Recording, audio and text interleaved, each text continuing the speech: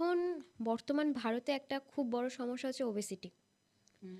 অনেক মানুষ আছে তারা ধরো ইউটিউব দেখলো, গুগল সার্চ করলো, দিয়ে নিজেদের একটা ডায়েট চার্ট বানিয়ে নিল, শুরু করলো।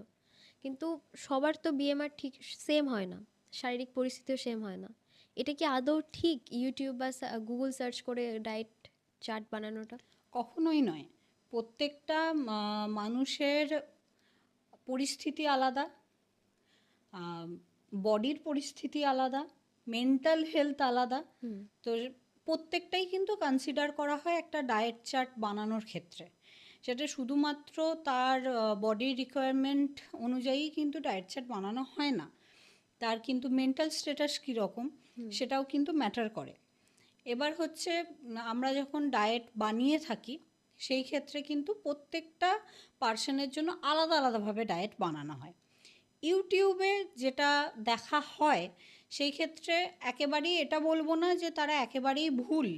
তার কারণ হচ্ছে আমরা অনেক ডায়েটিশিয়ান আছে যারা ইউটিউবে আমরাও কাজ করে থাকি, আমার নিজেরও আছে, সেটা আমি বলবো না। এবার সেখানে কি আমি কোনো পার্টিকুলার কোনো মানুষকে কিন্তু ডায়েট দিচ্ছি না, এটা মানুষকে বুঝতে হবে। আমি একটা জেনারেল বলছি, টিপস দিচ্ছি যে যদি কোনো এই ডিজিজ হয় সেই ক্ষেত্রে এই ধরনের খাবার সে খেতে পারে। কিন্তু এটা নয় যে প্রত্যেকের তো একই ডিজিজ, কিন্তু প্রত্যেকের কিন্তু হেলথ একরকম কিন্তু থাকে না। তাদের তোমার যে মেডিকেল কন্ডিশন আছে সেগুলো কিন্তু একরকম নয়। তো সেই ক্ষেত্রে তাদের রিপোর্টস দেখতে হয়, সেই অনুযায়ী তাদেরকে কিন্তু ফুড প্রোভাইড করা হয়।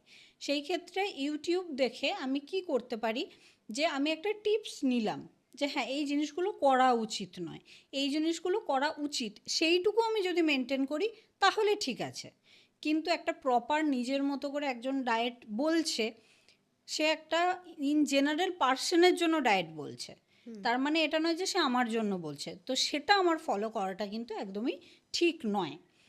তো এটা